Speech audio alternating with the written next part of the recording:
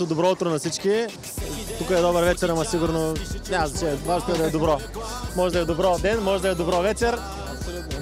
Иначе с музиката подготвяме нови неща, подготвяме разни работи с други изпълнители, но ние не обичаме много да говорим за това, защото говориме и накрая винаги става нещо друго, така че по-добре да го ставим на хората, които ни следят в интернет особено, те ще разберат за какво става въпрос.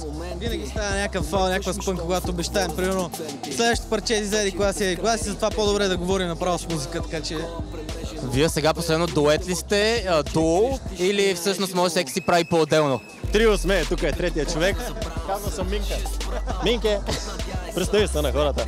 Да, ами не, значи ние си правиме нещата заедно, то винаги е било така до момента всъщност.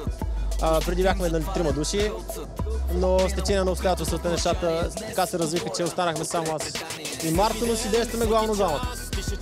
Ние с Бикси сме в много добри отношения, така сме ги запазили, няма абсолютно никакви драми, абсолютно никакви филми, разни такива неща.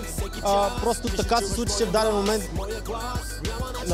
как да го кажа, значи приоритетите на човек се сменят, живота ти поема в някаква друга посока, просто и затова така стана. Ама ние много си го обичаме, Бикси, то ни е много на сърце, така че...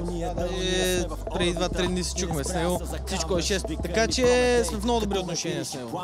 И чуваме често. Той ни подкрепя, ние го подкрепяме, всичко е 6.